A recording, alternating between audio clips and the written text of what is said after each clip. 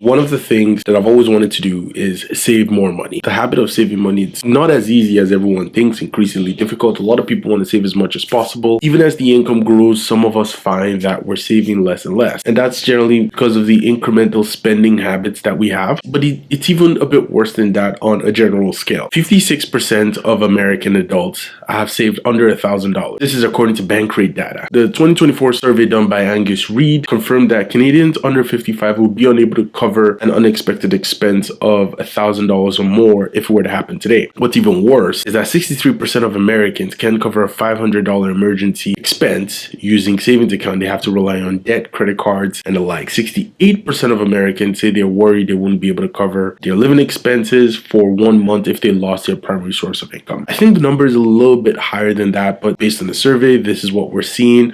A lot of people, surprisingly, a lot of people live paycheck to paycheck, even people who have a considerable high income. There's no magical way to get money to your account unless you put it there. It starts with making conscious choices and actual efforts to set money aside month over month and grow a healthy savings account. There's a few ways we're going to discuss how you can 10x your savings account over the 2025 year. I'm personally interested in this, and I hope someone out there is going to use some of these methods to increase your overall savings and put more money aside this year. Number one is automating your savings. This mainly means setting up an automatic transfer from your checking account to your savings account on payday. This way you prioritize savings over spending. And you can also consider apps that you use to make purchases and transfers. Saying you're going to save money is one thing. Actually doing it is another thing. As discussed, many people want to save money. It's not something people are against. It's not a choice people are opposed to doing. Actually doing it, that's a completely different story. The first thing to do is decide that you're going to start. And one of the ways that you can help yourself do that is set up recurring payments so that you're not forced to remember to send that money to your savings account to save. An automatic savings pushes you to make that decision that you wouldn't normally remember to do on your own. It can also help you get into the habit of putting money aside unconsciously and growing that savings account. You can also consider using apps that round up your purchases and transfer the change into your savings. This way, you can also increase the amount you're saving month over month. The second method of increasing your savings is creating a budget and tracking expenses. A study done a while ago revealed that a lot of Visa and MasterCard clients have a lot of pre-authorized debits or withdrawals going out of their credit cards that they are not aware of or they don't remember setting up. Reviewing your expenses and tracking it on a month-to-month basis, day-to-day basis, week-to-week basis, whichever you're comfortable with, will help you know where your money is actually going. It'll help you track all those unnecessary expenses, all those expenses that you forget, and most importantly, it helps you budget and plan for the future. Budgeting is a good tool to help know what you're spending your money on and have an idea of if you need to increase your income or reduce your overall debt. I recommend budgeting. There are tons of templates online that you can leverage. In a different video, I'll talk about some of the templates that I use and how they can help you. Number three is to cut unnecessary expenses. Now you've automated your savings, you've created a budget and you're tracking your spending. You can start to see where the unnecessary expenses are being made. All the payments that are being withdrawn from your account that you're not paying attention to, all the things that you're buying that you could reduce how much you pay for them or how much you buy them by either price matching or going online to find better deals. You can start to cut those unnecessary spending. Reviewing your spending habits and identifying where you can make adjustments is a key to financial independence. This could also mean cooking more often at home, reducing discretionary spending, canceled unused subscription.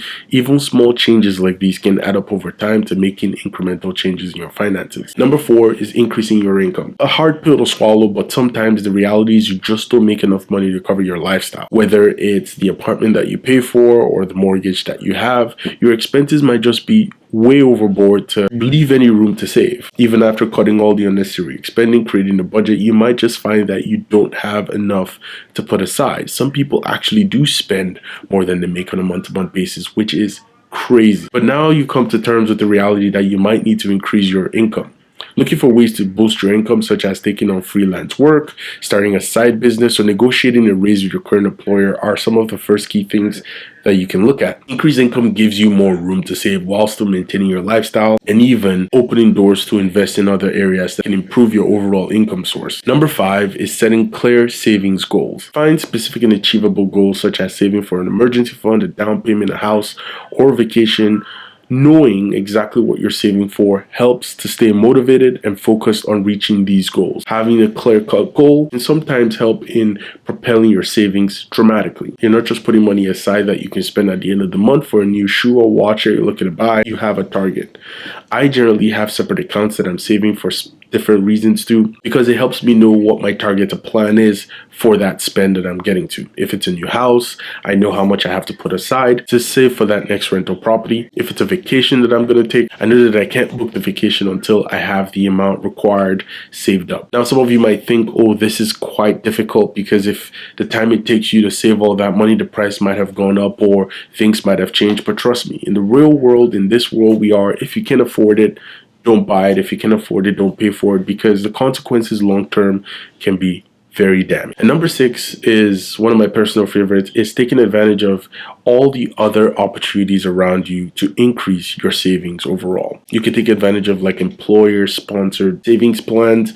In the US, they have 401k contributions that you make a payment to and the employer matches by a certain amount. In Canada, RSP contribution plans where you make a payment to and the employer matches by a certain amount. These can help propel your overall savings because you're not just the only one contributing to the savings plan. Your employer is also helping out smooth that transition and increase your overall savings. Another good thing is once you have a good savings chunk built up, you can look at some investment portfolios, mutual funds that you can contribute to get 5x, 7x on your overall savings. This way you're building more savings without actually working to add more money to it. It can tremendously propel you to hitting that savings goals you're looking at a lot sooner with a lot less hassle. It's essentially free money when people are paying into your savings accounts or investment accounts, and it can grow over time, boosting your current net worth tremendously. These are some of the things I'm going to be targeting in 2025, and I hope they help someone out as much as they're going to help me out. If you enjoy things like this, please remember to like, comment, and subscribe, and I'll see you guys next time.